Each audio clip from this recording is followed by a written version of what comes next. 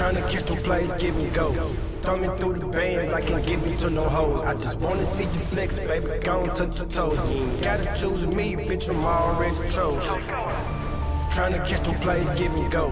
Thumbing through the bands, I can't give you to no hoes. I just wanna see you flex, baby, go and touch your toes. You ain't gotta choose me, bitch, I'm already chose.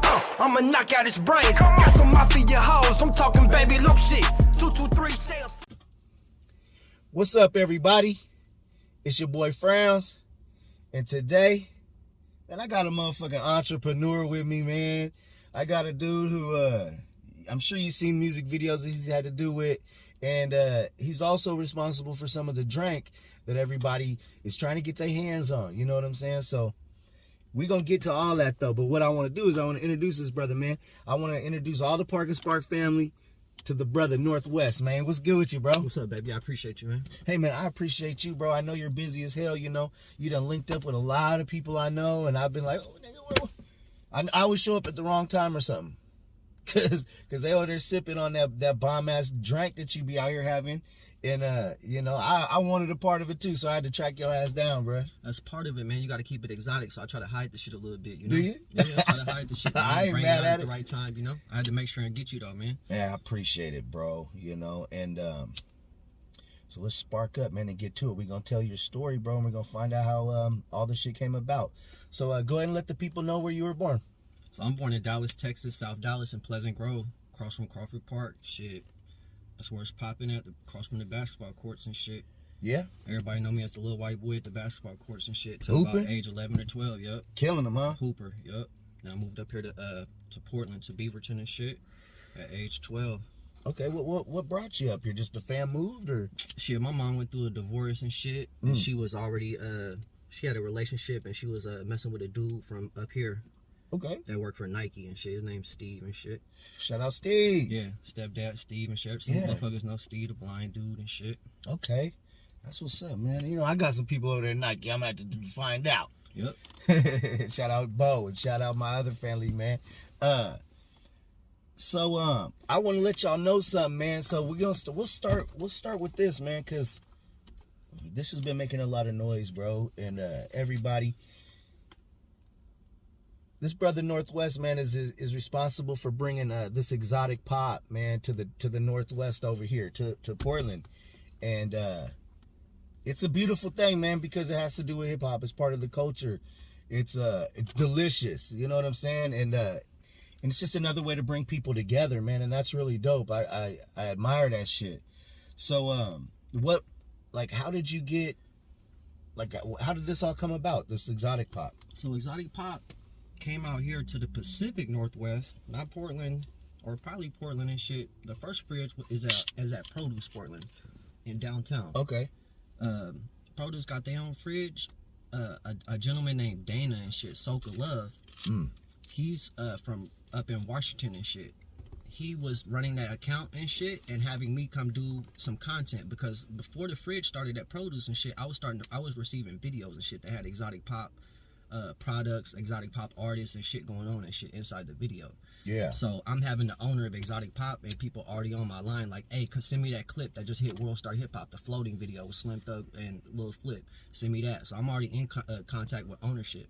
Okay. Once Dana started having physical sodas and shit, I told my partner, the Kid Mo, this little artist, I told him, hey, bro, you need to book shows with Dana and shit. We need to be fucking with Dana and shit. The show that he got coming up got the Exotic Pop logo on there. He said he gonna have the product. Sure enough, he booked the show. We up there, bought the first case of soda that we came across, some wave juice and some other mix of shit. And then from then on, it was kind of up from there and shit. Man, that's really dope, man.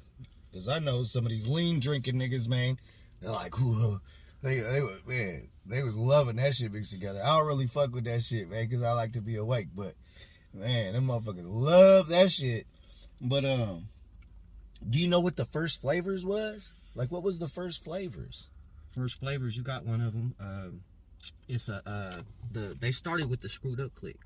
They started with Big Mo, Fat Pat, Big Hawk, and DJ Screw. Woo! So they came with the SUC Legends. So how long has this been going on? It's been going this a couple years, like 2-3 years. They've been doing this and shit. It started off with those sodas, and also one of the original sodas was Pimp C, the Pimp C strawberry. It was Rest in Sweet peace, Sweet man. James Jones and shit. Sweet Jones. Yeah, Yeah. rest in peace, bro. So that was a dead stock soda. I still got about like 2 or 3 of those at the crib, and them shits is dead stock. I don't even put a price on them and shit. Right, you just gotta keep those. Yep. Yeah, that's what's up, man. And y'all may not know, but the brother also does music videos. He's a videographer. And what made you want to do music videos? Shit, about like 3 years ago, 4 years ago, I've been rapping for a long time and shit. Even in high school and shit, we'd be writing little raps, setting up a little studio and shit when I was 18 and shit. Motherfucker done got locked up, went through some things and shit, personal issues and shit. Motherfucker started coming back to it when it finally put out my music that I had dreamed of and wanted to do and shit. So Dope. 3-4 years ago, I started picking up, getting my equipment right, started dropping some little tracks.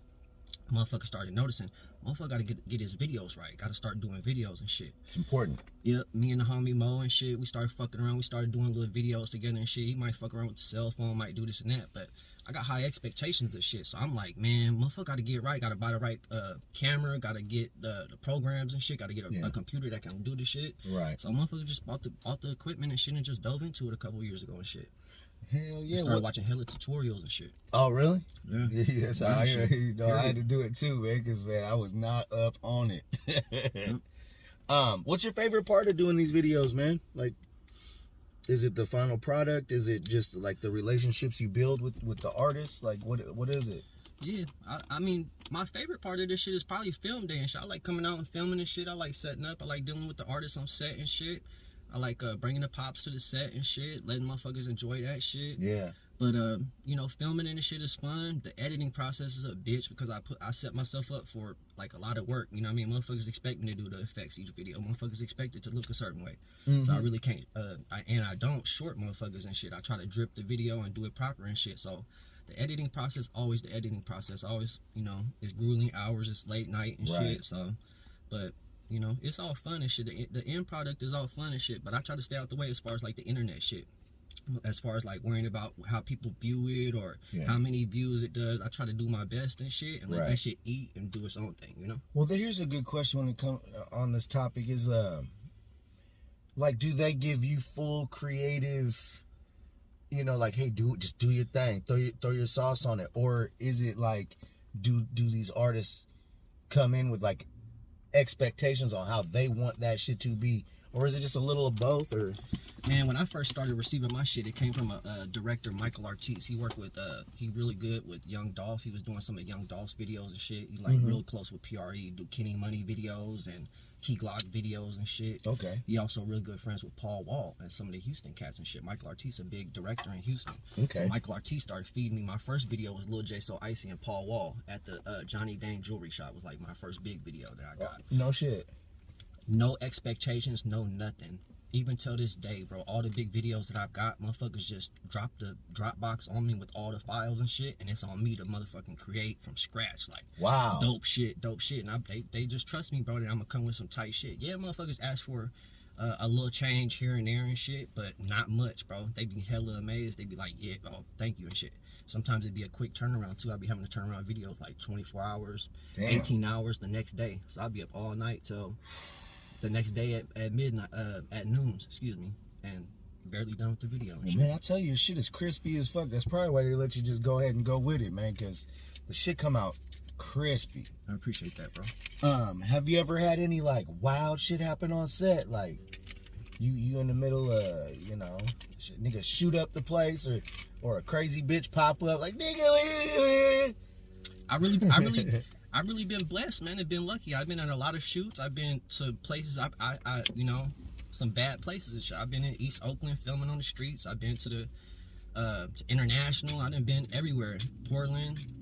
I've been blessed and thankful and shit. That really ain't nothing too crazy and shit. Motherfuckers ain't shooting, ain't nothing too crazy happening and shit. Good shit. What is the there's had to have been something though. There's had to have been something, bruh. Like you connected with exotic pop. You do these big videos, man. What's the dopest thing that's ever happened to you? Whether it's doing music, doing videos, what's the coolest thing that's happened, whether like your hero pulls up, you know what I'm saying, in a Bentley or you know what I'm saying? Like, is there anything huge that sticks out in your mind that, like, you know what I'm saying? Really, it's been super quiet, man. My journey has been a little bit different, man. Like, I deal with a lot of big shit. I deal with a lot of big artist shit. But it come from a middleman and shit most of the time. It's a director. It's somebody who has this relationship and shit, and I'm getting shot to work, and I'm doing this work and shit. A lot of times I don't get the big credit, and I don't get the credit that I should, and I don't have motherfuckers commenting and shit. Like when I finished the Bun videos, Bun B, I done did a couple videos with Bun B in them. I don't have Bun B comment on my shit or liking my shit. So my journey has been different, and I take pride. How does that feel though? I take pride in it. It fires me up and it motivates me even more that, man, I really don't need all that, and it don't have to look like that to be successful and to be authentic and shit. Right. So I just really take pride in it shit, and my time will come and shit, because I'm building up to the point where when I do see these motherfuckers, or when I'm around these motherfuckers, which I am, they like, hey man, I know this motherfucker now and shit. Yeah. So, and you know what? I'm glad you said that, man. You know what I'm saying? That meant something to me, what you just said.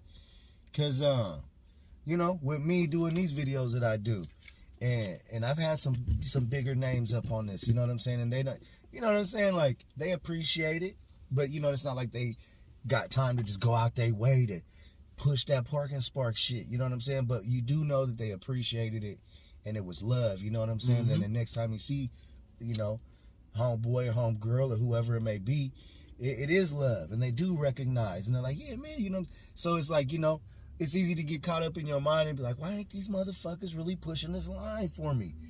But at the same time, you don't need to. You just got to keep working hard. Facts. You know, and that's one thing that I do see with you, bro, is you're a hard worker. And it is cool that you keep your head down and just tunnel vision, you know what I'm saying? Because me too, bro. Like, I really try to stay out of the comments and shit and all that, you know what I'm saying? Because not everybody get along with everybody, you know? And not everybody works together. But one thing I do try to do is bring motherfuckers together, man. Facts. You know? Yeah. Were you ever surprised by any of these bigger names? You know what I'm saying? Like, because like when you go into certain things, like, you know, preconceived notions, you feel me? Like, you may not ever met them before, and you're like, you see how they are on the screen, but they might have been totally different in person. Shit, these motherfuckers, the motherfuckers that I have come across, like an example, me dealing with these Crest cats. I deal with an artist, Jay Hype and shit, I'm real close with. We do a lot of work.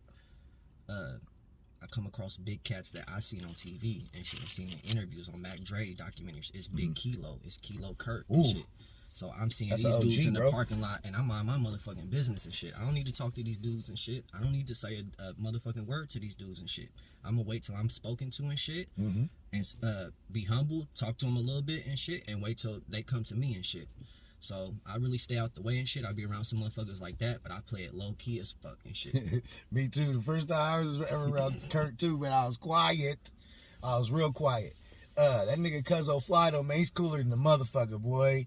Them cats probably is all cool and shit, but you just really gotta wait for them and shit. Right, because you don't want to be that loudmouth motherfucker trying to be seen and heard. Period. You just gotta, you know, your time will come, man. You just relax. Yeah, and a lot of pressure with the Dre fridge, man. I took on the Dre fridge. The Dre fridge is independently owned and shit. I got the shit made out here and shit. I got that shit wrapped in Sherwood and shit. So it's all independently grown and shit. But the expectations with having a Mac Dre on the side of a fridge and shit, bro, I can't just go stunting in the city and go stunting around, really. You know what I mean? Because motherfuckers gonna be like, oh, he making money, or he really. So you made a refrigerator for the product? I was blessed by asking the owner and shit. We had some little things going on. I asked the blessing, hey, you think I could get a fridge for myself and shit? Owner said, yep, bet.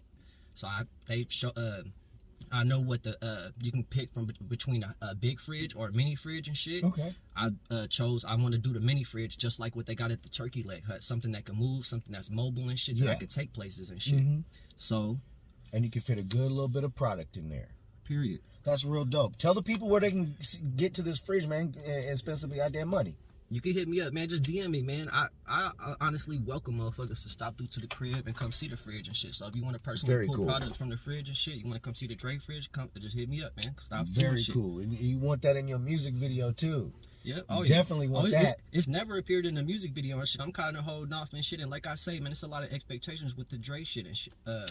And the Dre topic specifically. So I try to show a lot of love and put a lot of my efforts and a lot of the vision and letting a lot of people eat from the crest and shit, like J Hype, other motherfuckers, and really taking a lot of my funds and efforts that way and shit, and building those relationships. That's a good thing, man, because I'll tell you what, Dre, the crest, even the Hillside, they had a lot to do with Portland, and they showed a lot of love to Portland, and they've done a lot for Portland. You know what I'm saying? As far as even the artists, and as far as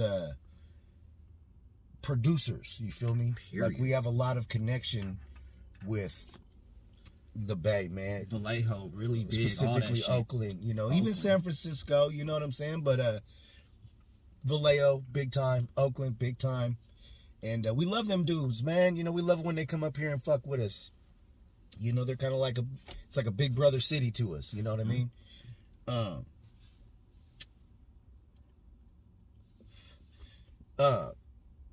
Music videos, your own music videos. How many, you got a lot of videos out there, your own shit?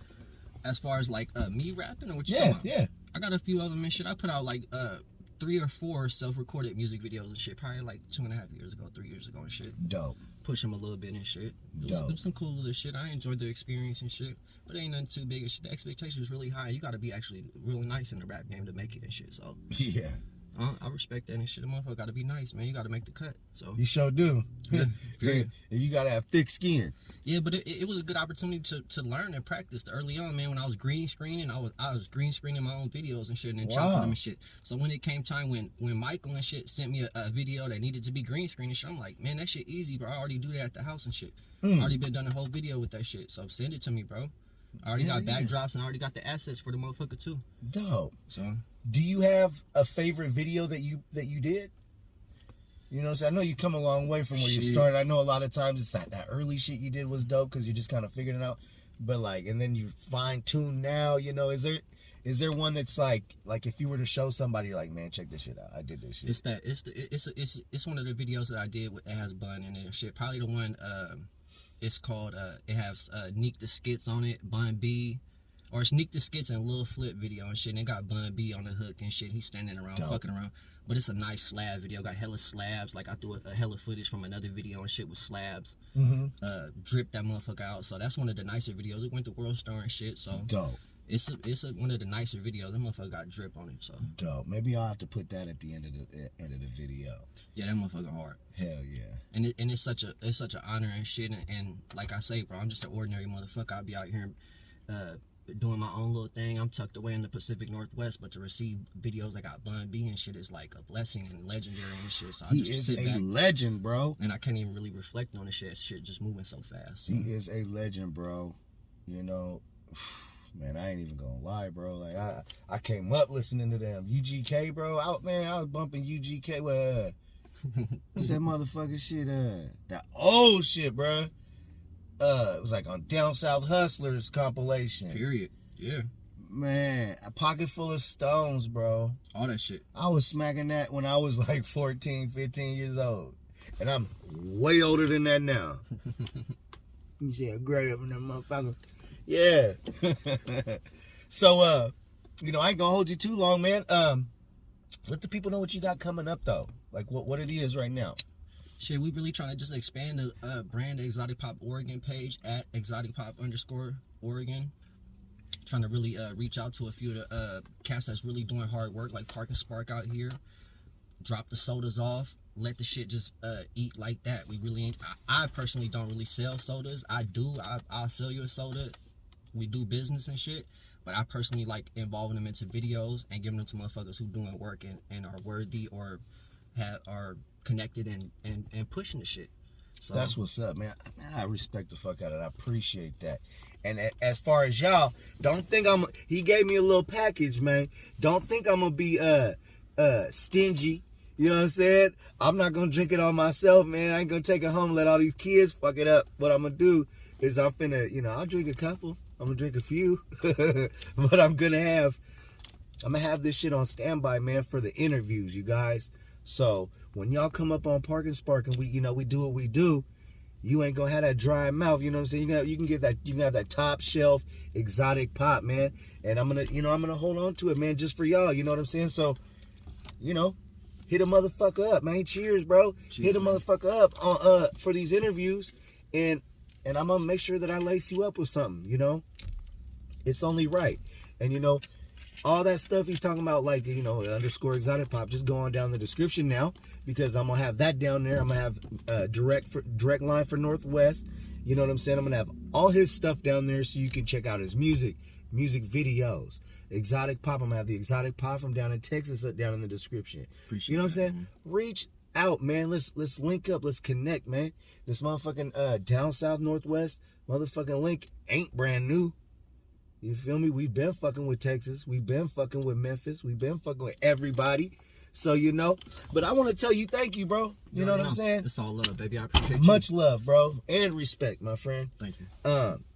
And I'll probably bring Northwest back. You know what I'm saying? Here in a little while, we'll check back up on him, check back on the business, and see what he's got coming out, next and shit. So, thanks again, bro. And thank y'all, man. Go down there. Follow him. Watch what he's got, man. He's got dope shit, and he's got shit for your playlist. You know what I'm saying? So get it up in there, man. Park and Spark. Northwest. Exotic pop. Ooh. And hopefully I can talk these motherfuckers into doing a Park and Spark soda, man. You know what I'm saying? Because that shit would be really fucking dope. Hey. It's coming. Oh, I'm hold him to it. Hold me to it, man. You one of the pioneers of this shit, man. Like I said, it's been exotic. You're going to be a pioneer to this shit. We're going to work it up. I'm a motherfucking legend out here, you little fuckers. Hey, much love, Northwest. Much love, you guys. Much love, motherfucking exotic pop, man. We gonna see you soon, man. Park and Spark. Static Selector.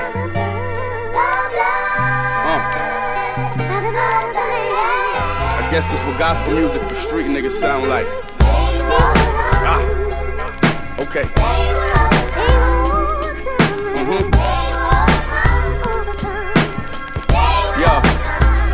Yo, I did this for y'all niggas, reflection of raw dealers. This year I'm tucking 2.4 off the Lord willing. Flood the rolly face and hope I could shake off the poor feeling. Where they kill over hoods to do nothing but starve in it. I used to think dope was my calling, that's small business. I'ma open up a grocery store and put jobs in it. If y'all niggas wanna be popular, that's y'all business. Cause the feds putting all the big names in small prisons. Know about them traps and them stoves, them halves and them holes. Young niggas catch what I throw them like Patrick Mahomes. A nigga really dapped up with cold when Passion was home. I left my mama house young and came back with the throne. I used to dress and make sure the vest matched with the clothes. Now we lit so all the whips match with the clothes. I'm about to bust down the cube and get the latch with the stones. But I was just selling dog food in traffic with Jones. Wow.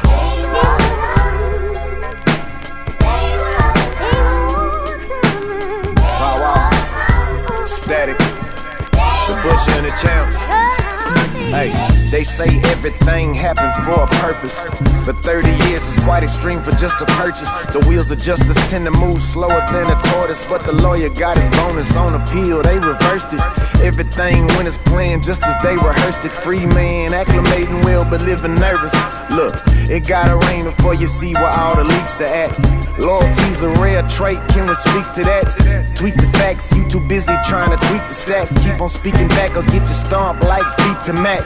Keep the pack and all your people always greet your back. You worry about which chicken cheeks are fat, I'm trying to reap the scratch. I chase the sack like Ed Oliver, shout out Don Tolliver. Most great leaders first to followers. I coddle the clock, that which is polymer. Been on the grind since I was a toddler, just trying to overcome it.